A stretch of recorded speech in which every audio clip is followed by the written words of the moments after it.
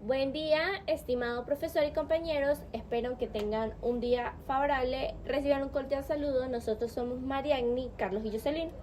Y en esta oportunidad les presentaremos el análisis de la conformación urbana del asentamiento espontáneo Rocinha, ubicado en la ciudad de Río de Janeiro, Brasil.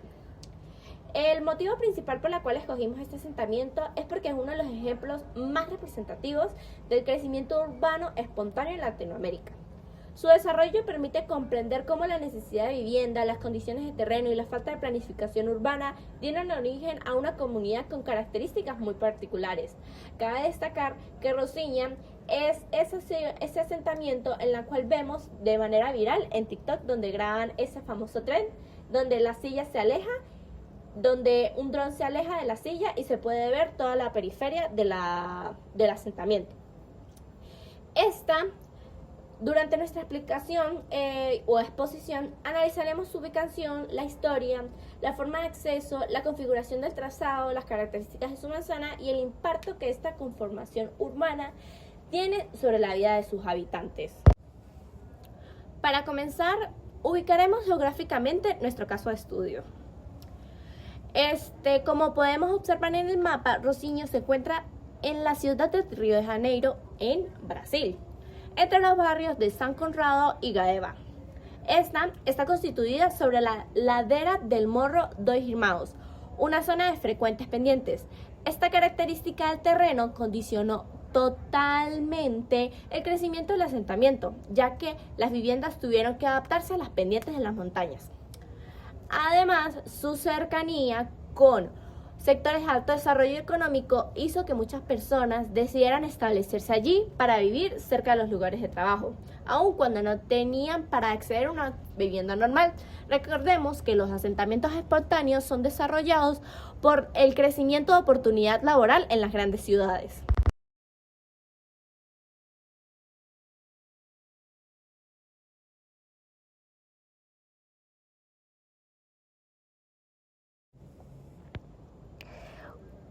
En relación a la historia, hablaremos sobre el inicio de los principios del siglo XX, ya que los crecimientos por migración, la construcción sin planificación y el cómo está actualmente consolidada esta comunidad.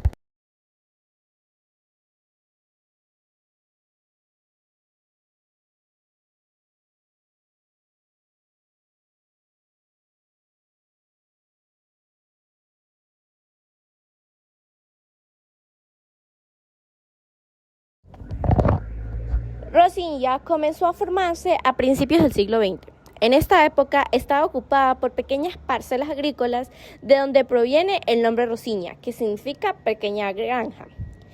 Podemos decir que el crecimiento de Río de Janeiro con el crecimiento de Río de Janeiro comenzaron a llegar trabajadores y familias provenientes de diferentes regiones de Brasil, estas buscando empleo y mejores condiciones de vida.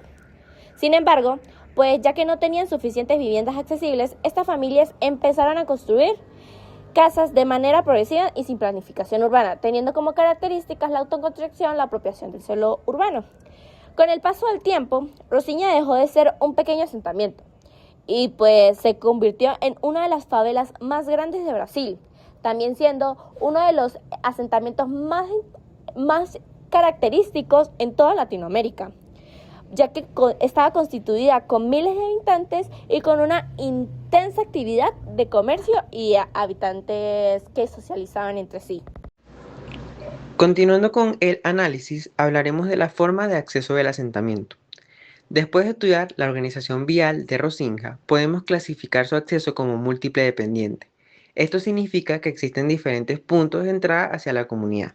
Sin embargo, la mayor parte de la circulación depende de una vía principal denominada Estrada da Gavea. Como podemos observar en el plano, esta avenida, que es la que se ve con una línea segmentada negra, funciona como el eje organizador del asentamiento y conecta Rocinha con el resto de la ciudad de Río de Janeiro. A partir de ella nacen calles secundarias, callejones y numerosas escaleras que permiten llegar a los distintos sectores ubicados en la ladera. Este tipo de acceso facilita la conexión entre la comunidad y el entorno urbano, pero también presenta limitaciones debido a la pendiente del terreno y a la alta densidad de construcciones. Muchas vías son muy estrechas y no permiten el paso a los vehículos de gran tamaño. Por esta razón, en muchas zonas los desplazamientos se realizan caminando o mediante motocicletas, que son el medio de transporte más utilizado dentro del asentamiento. Esto también representa un reto para el ingreso de ambulancias, camiones de bomberos y otros servicios de emergencia.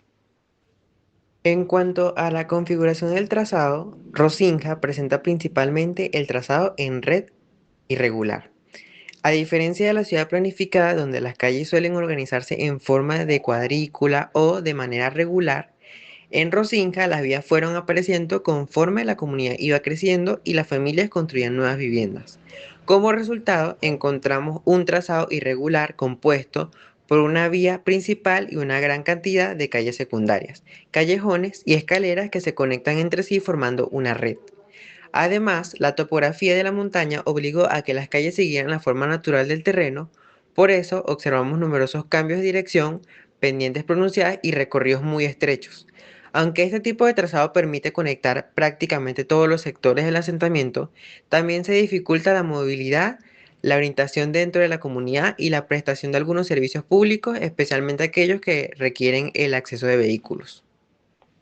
Otro aspecto importante dentro del análisis urbano de este asentamiento espontáneo son las manzanas.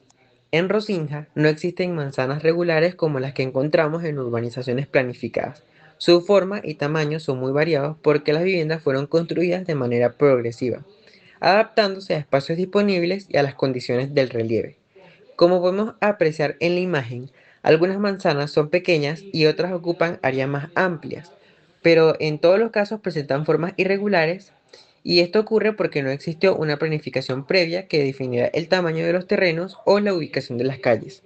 También observamos que estas viviendas están construidas muy próximas entre sí o incluso comparten paredes, aprovechando al máximo el espacio disponible, y esta alta densidad permite albergar una gran cantidad de habitantes en un área relativamente reducida, que esto es lo que la define como un asentamiento espontáneo. Sin embargo, esta forma de ocupación también genera algunas dificultades, como una menor ventilación e iluminación natural, poca presencia de espacios abiertos y una accesibilidad más limitada, porque algunas de estas viviendas tienen que acceden mediante pasillos o que tienen escaleras.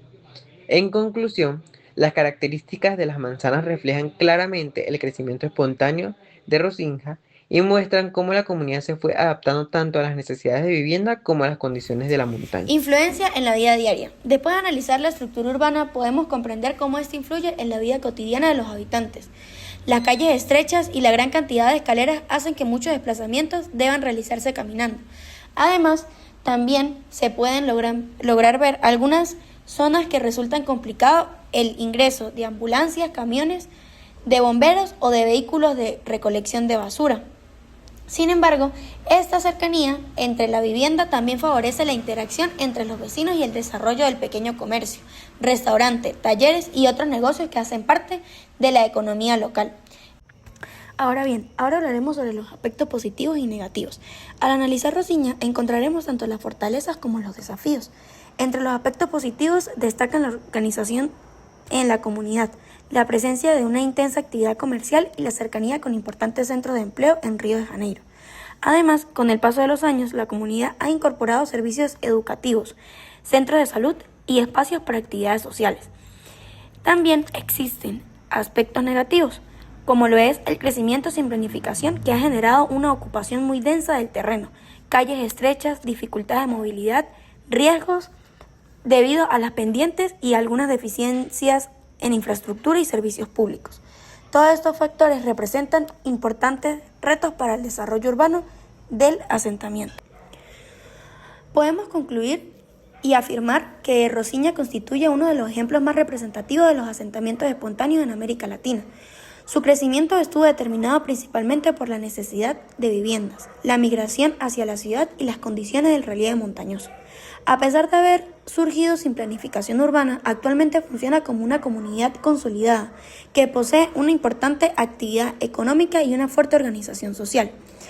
El estudio de esta zona nos permite comprender cómo factores sociales, económicos y geográficos, los cuales influyen directamente con la conformación urbana de un asentamiento espontáneo, y cómo estos elementos terminan condicionando la calidad de sus habitantes.